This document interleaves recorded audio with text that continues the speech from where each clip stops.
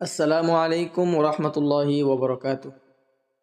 প্রিয় দর্শক, আজকের ভিডিওটি অনেক অনেক গুরুত্বপূর্ণ, কারণ আজকের ভিডিও থেকে আমরা পবিত্র কোরআনুল কারীমের 30 নম্বর পারার সুপরিচিত একটি সূরা, সূরা আসর। এই সূরাটি অনেক সহজ, মাত্র 2 লাইন 3 আয়াত।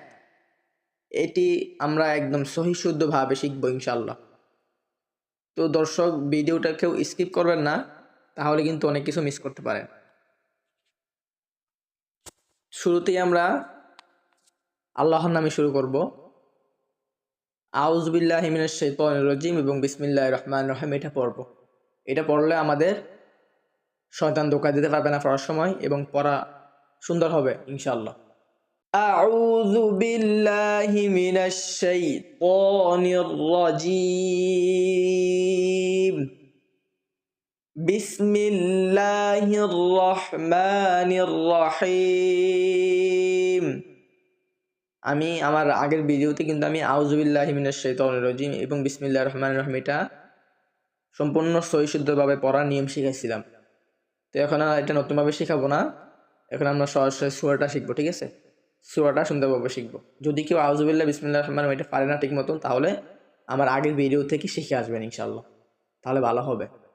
ওয়াল আসর, ওয়াল আসর, এখানে আইন সদ জবর আস আর রজের রি। যখন আমরা এখানে রর উপরে অক্ষ করবো, তাহলে রটা কি হবে?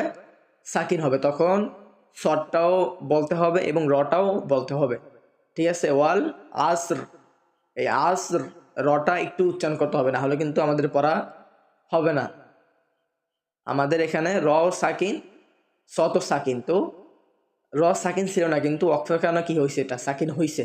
এরকম যে কোনো হরফের উপর অক্ষ করলে ওটা সাকিন হয়ে যায়, ঠিক আছে? তো আমরা এখন ওইটাকে সাকিন করব এবং ওইটাকে আমরা মাতাবো। ওইটাকে আমাদের থেকে মাতাতে হবে, ঠিক আছে? না মাতালে হবে না। এখানে সত মাতবে এবং রটাও মাতবে, ঠিক আছে?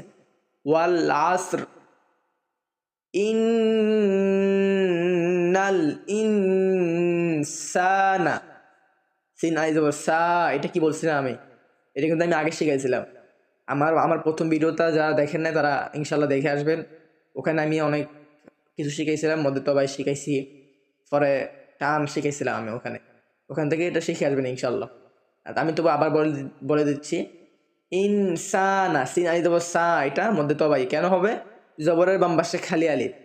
তো এই আলিফটা কি হরফ? মদের হরফ। আলিফ ওয়াও ইয়া, এটা আমাদের এই 3টা হরফ কিসে হরফ? মদের হরফ। তো জবরের বাম পাশে খালি আলিফ আসলে কি হয়? এক আলিফ টান হবে, মধ্যে তবাই এক আলিফ, ঠিক আছে? ইন্নাল ইনসানা লাফি খুসর, লাফি ফায়াদের ফি, এটাও কি মধ্যে তবাই, ফাতে আছে জের এবং জেরের বাম পাশে কি আসছে? জজমওয়ালা ইয়া আসছে, এটা কি হবে তাহলে? মধ্যে তবাই এক আলিফ হবে, ঠিক আছে?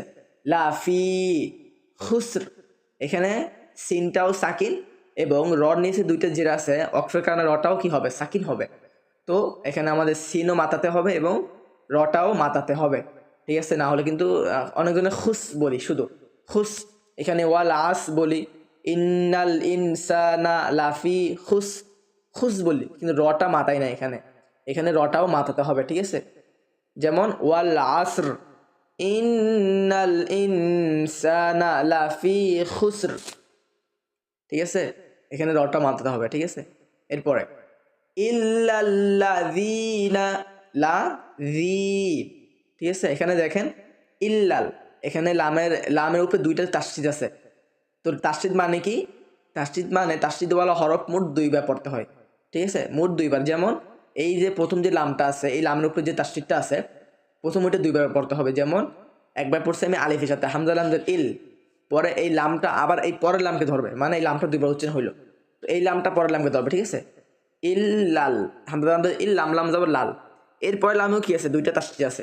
তা আমি কিন্তু প্রথমে ওই প্রথম লামটার সাথে এই পরেরটা পড়ছি একবার, এরপর ওই লামটা আবারও হবে, লাম জবর লা, ঠিক আছে? ইল্লাল্লাহ, মানে এই তাসদীদ ওয়ালা হরফ মোট 2বার উচ্চারণ করতে হবে। প্রথমবার ডান দিকে যে থাকে তার সাথে, এরপরে নিজের সাথে হামজা লামজের ইল, লাম লাম জবর লাল, লাম জবর লা। আমরা কিন্তু অনেকেই তাসদীদ এই সিস্টেমটা বুঝি না, ঠিক আছে? বুঝতে হবে, তাহলে আমরা কোরআন শরীফ পড়তে পারবো সুন্দর মতন।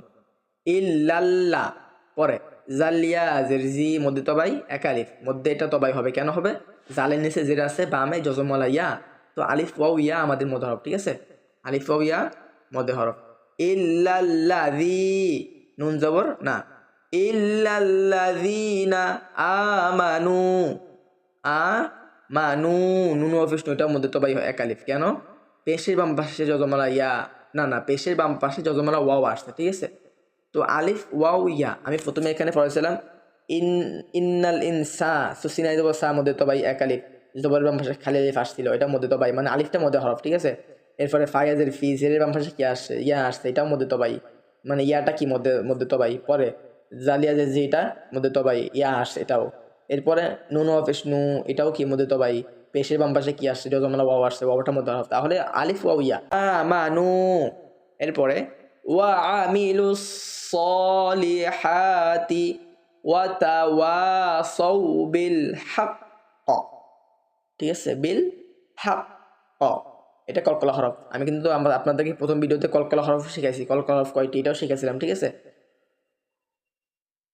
ওয়া তাওয়াসাউ বিস সবর,